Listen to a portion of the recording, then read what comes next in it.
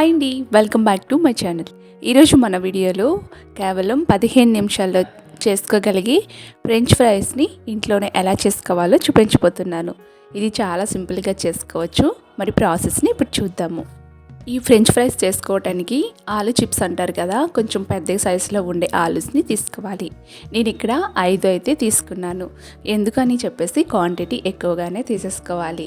ఇలా తీసుకున్న వాటిని చక్కగా ఫిలప్ చేసుకోవాలి. ఇలా పైనుంచి తొక్కని ఫిలప్ చేసేసుకొని నేను వీడియో క్లిప్లో చూపిస్తున్న విధంగా దీన్ని ఇలా కట్ చేసేసుకోవాలి. 2 వైపులు కూడా చివరి కొంచెం కట్ చేసేసుకున్నాక ఇంచు మందంతో నేను వీడియో క్లిప్లో చూపిస్తున్న విధంగా ఇలా కట్ చేసేసుకోవాలి. ఇలా కట్ చేసేసుకున్న వాటిని ఈ విధంగా చిన్న చిన్న పీసెస్గా నిలువుగా కట్ చేసేసుకోండి. ఈ విధంగా కట్ చేసేసుకున్నారంటే చాలా చక్కగా వస్తాయన్నమాట.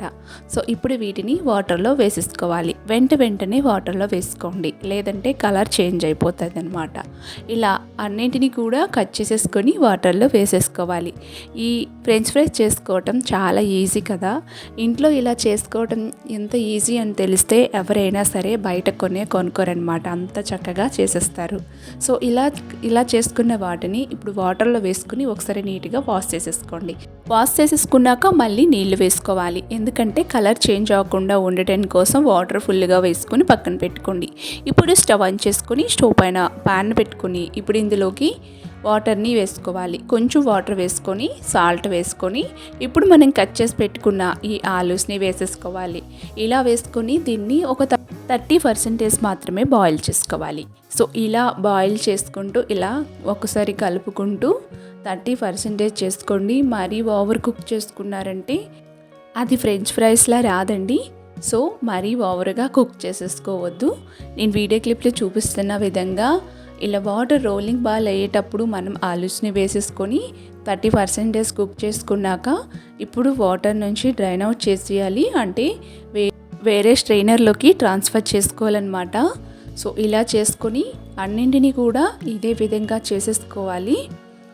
నేను 30% మాత్రమే దీన్ని కుక్ చేసేసుకొని ఇలా స్ట్రైనర్లోకి తీసేసుకొని ఒక పొడి క్లాత్ పైన వేసుకోవాలి. ఇవి కంప్లీట్గా చల్లార్చుకోవాలండి. సో వాటర్ లేకుండా కంప్లీట్గా చల్లారిపోవాలన్నమాట, వాటర్తో ఉండకూడదు. ఈ విధంగా క్లాత్ని కొంచెం ఇలా అనుకుంటూ ఉంటే ఇవి వాటర్ లేకుండా డ్రైన్ అయిపోతాయి, కంప్లీట్గా చల్లారిపోతాయి అన్నమాట. ఇప్పుడు వీటిని కొంచెంగా ఒక ప్లేట్లోకి తీసుకుందాము. ప్లేట్లోకి తీసుకొని కొంచెం కార్న్ఫ్లోర్ని ఒక స్పూన్ వరకు పైనుంచి వేసుకొని ఇలా మిక్స్ చేసేసుకోండి.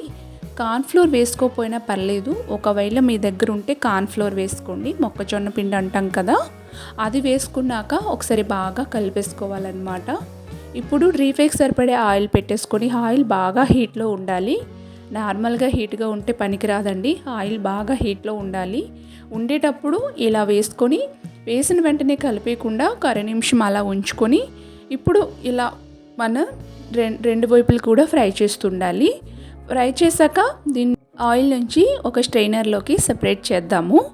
ఎందుకంటే దీన్ని మళ్ళీ ఇంకోసారి ఫ్రై చేయాలి కాబట్టి దీన్ని ఇలానే తీసేసుకోవాలన్నమాట. ఓవర్గా ఫ్రై చేయకుండా ఇలా అన్నింటినీ కూడా ఫ్రై చేసుకొని ఒక ప్లేట్లోకి తీసుకోవాలి. ఇలా తీసుకున్న వాటిని కొంచెం చల్లారాక మళ్ళీ ఆయిల్ బాగా హీట్గా ఉండేటప్పుడే మళ్ళీ వేసుకోవాలి. మళ్ళీ వేసుకొని చక్కగా ఫ్రై చేసుకోవాలి. ఫ్రెంచ్ ఫ్రైస్ చేసుకోవటం ఎంత ఈజీ అని తెలిస్తే ఎవ్వరు కూడా బయట కొనరనమాట, ఇంట్లోనే చేసేసుకుంటారు. చాలా బాగుంటాయండి. బయట కొని వాళ్ళు ఏ ఆయిల్లో ఫ్రై చేసి పెడతారో తెలియదు కదా. హైజెనిక్గా మన ఇంట్లో మన చేతులతోనే ఫ్రై చేసుకొని తింటే చాలా బాగుంటుంది. పిల్లలు చేసి పెట్టమంటే ఈజీగా ఇలా చేసి పెట్టండి, చాలా ఇష్టంగా తింటారనమాట.